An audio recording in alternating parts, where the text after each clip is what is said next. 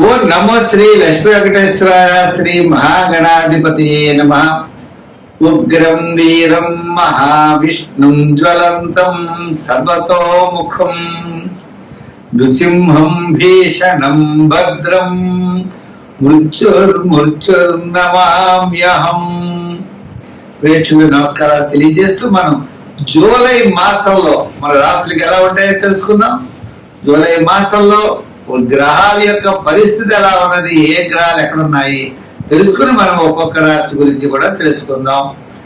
అయితే మరి జూలై మాసంలో గ్రహాలన్నీ ఎక్కడున్నాయా అంటే మిథున రాశిలోకి వచ్చేటప్పటికి గురుడు రవి మిథున రాశిలో ఉన్నారు. వృషభ రాశిలో శుక్రుడు ఉన్నాడు.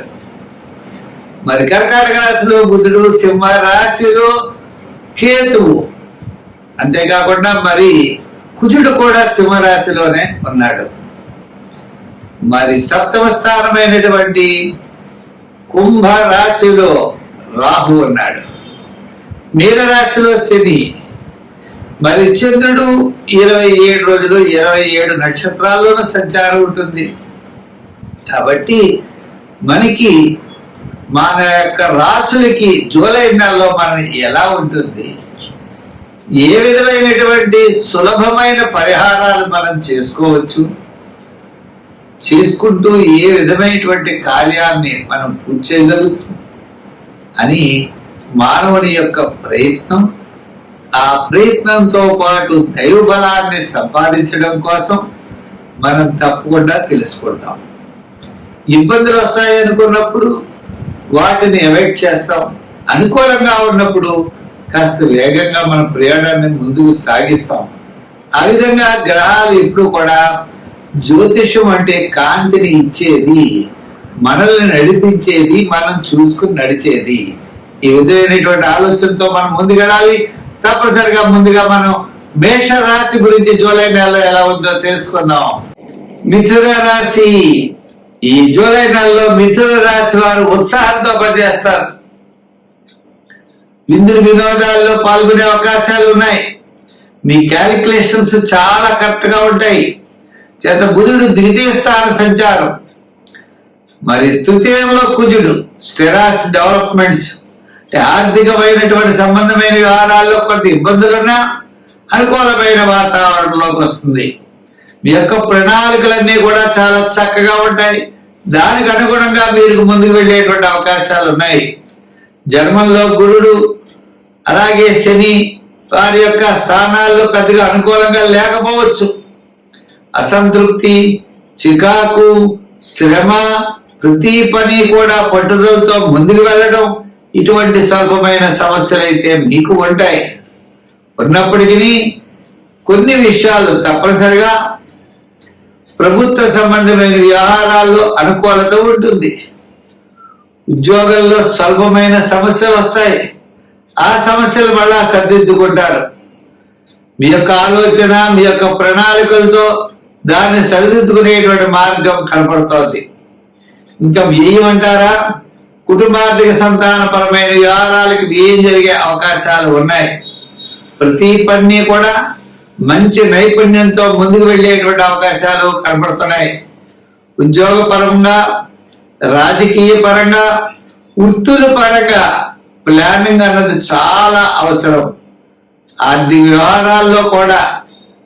అందుచేత మీరు రేపు ఏ పని చేయబోతున్నారో ఈ రోజే మనం నోట్ చేసుకోవాలి. ఈ విధంగా ఈ మాసం అంతా కూడా వ్యతిరేక అనుకూలమైనటువంటి ఫలితాలతో ముందుకు వెళ్ళడం అనేది జరుగుతుంది. అయితే పెద్దగా ఇబ్బంది పడేటువంటి అవకాశాలు అయితే మాత్రం లేవు. అయితే పరిష్కార మార్గానికి వచ్చేటప్పటికి సంఖ్యల్లో 5, 6 సంఖ్యలు, రంగుల్లో తెలుపు, గ్రీన్ కలర్స్ ఇవి వాడండి. ఇంకా మూడవది, దానాల్లో శనగల దానం చేయండి. గురువారం నాడు స్వీట్స్ పంచిపెట్టండి. శివ దర్శనం, శివక్షేత్రాల్ని దర్శిస్తూ ఉండండి.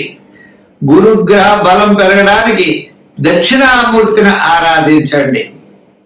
అవకాశం ఉన్నప్పుడు కాలభైరవాష్టకాన్ని కూడా రోజు పఠించండి. తద్వారా విశేషమైనటువంటి ఫలితాలు పొందగలుగుతాయి. అంతేకాకుండా రోజు కుల దైవాన్ని కూడా మీరు పూజిస్తూ ఉండాలి. కుల దైవాన్ని పూజించడం ద్వారా విశేషమైనటువంటి ఫలితాలు మీరు పొందగలుగుతారు. ఎప్పుడైనా సరే ప్రతిరోజు కూడా శివ స్తోత్రాలు, శివ నామస్మరణ చేస్తూ ఉండండి. తద్వారా విశేషమైనటువంటి ఫలితాలు మీరు పొందగలుగుతారు. స్వస్తి. కర్కాటక రాశి. ఈ కర్కాటక రాశి వారి నూతన విషయాలు తెలుసుకోవాలనేటువంటి ఉత్సాహం వీరు కనపడుతూ ఉంటుంది. చెత్త గ్రహాలన్నీ కూడా సామాన్యంగా ఉన్నాయి. అంటే విందులు వినోదాల్లో పాల్గొంటారు. సమయానికి చక్కని భోజనం చేస్తారు, చక్కగా నిద్రపోతారు. వీటికి మాత్రం ఇబ్బందులు లేవు. చేత శుక్రుడు లాభస్థానంలో ఉంటాడు. వ్యయంలో రవి బుధుడు ఉన్నారు. వ్యయంలో రవి బుధుడు, గురుడు కూడా అక్కడే ఉన్నాడు. ఇంకా మరి ద్వితీయంలో కుజుడు ఉన్నాడు. ఈ విధంగా ద్వితీయంలో కేతు కూడా ఉన్నది. లిక్విడ్ మనీ అంటే మనం ఏదో డబ్బులు దాచుకుంటామంటే మాత్రం ఉండవు, ఖర్చు పెట్టేస్తూ ఉంటారు. ఎంత డబ్బులు వచ్చినా కూడా ఖర్చు అయిపోతూనే ఉంటాయి. మీ యొక్క ప్రణాళిక అనేది ఉండదు, ప్లానింగ్ విధానం కరెక్ట్గా ఉండదు. దానివల్ల మీరు ఎక్కువగా ఇబ్బంది పడే అవకాశాలు ఉంటాయి. చేత ఖచ్చితమైన ప్లాన్ అనేది మీకు కర్కాటక రాశి వారికి ఉండాలి. నూతనమైన ప్రయత్నాలు మీరు చెయ్యండి, తప్పు లేదు. స్వల్పమైన అనారోగ్య సూచనలు ఉంటాయి. డాక్టర్ దగ్గరికి వెళ్తే ఏమీ లేదంటాడు. ఏ జబ్బో తెలియదు, ఏ మందో తెలియదు, కానీ ఇబ్బంది పడుతూ ఉంటారు. అందు గురించి ఆందోళన చెందవలసిన అవసరం లేదు. గ్రహముల యొక్క వ్యతిరేకత అవ్వచ్చు, మీ యొక్క ప్లానింగ్ విధానం లేకపోవచ్చు, మీ ఒక అవగాహన లేకపోవడం వల్ల కూడా ఈ ఇబ్బందులు మీరు ఎదుర్కొనేటువంటి పరిస్థితి కనబడుతోంది. చేత ద్వితీయ కేతువు అది శుభరూపమైనటువంటివి ఏమి ఎక్కువ జరిగిపోతుంది. పిల్లల ఫీజులు కట్టడం, పిల్లల కోసం, సంతానం కోసం, లేదా ఏదో కుటుంబ విషయాల కోసం, పాత బకాయిలు తీర్చడం కోసం, ఇలా ఏదో రకమైనటువంటి ఏం జరిగిపోయేటువంటి పరిస్థితులు అయితే తప్పనిసరిగా కనబడుతున్నాయి. శ్రమ, చికాకులు ఉంటాయి. మీ పనులు మీరు సకాలంలో పూర్తి చేయగలుగుతారు. కొత్త విషయాలు తెలుసుకోవాలి, కొత్త విషయాలు ఆసక్తి పెరుగుతుంది. నూతనమైనటువంటి సంకల్పాలు కూడా బయలుదేరతాయి. అలా పెట్టుబడి పెడితే బాగుంటుందేమో, ఇలా చేస్తే బాగుంటుందేమో అనే ఆలోచనలు కూడా మీకు వస్తాయి. అటువంటి వాటికి మనం దూరంగా ఉండాలి. వర్తమానంలో అయితే పెద్దగా అనుకూలంగా లేదు. ఈ కర్కాటక రాశి వారికి మిశ్రమైనటువంటి ఫలితాలు ఉన్నాయి. అయితే ఆత్మస్థైర్యం, ధైర్యం మొట్టమొదటి 15 రోజులు అత్యద్భుతంగా ఉంటుంది. తర్వాత 15 రోజులు సామాన్యమైన ఫలితాలు ఉంటాయి. మరి సంఖ్యలో 2, రంగుల్లో తెలుపు, అలాగే లైట్ బ్లూ కలర్ కూడా వాడండి. చాలా మంచి ఫలితాలు ఉంటాయి. మనం చేయవలసిన పని ఏమిటి అంటే వినాయకుడిని రోజు పూజించాలి. బుధవారం వినాయకుడికి ఉండ్రాళ్ళు నైవేద్యం పెట్టండి, వినాయకుడిని పూజించండి, గరికి గడ్డితో పూజించండి. రోజు బెల్లం ముక్క వినాయకుడి నైవేద్యం పెట్టి ఆ ముక్కను మీరు స్వీకరించండి. తద్వారా మీకు అనుకూలమైనటువంటి ఫలితాలు, కార్యజయం, సర్వత్రా చికాకులు తగ్గుతాయి.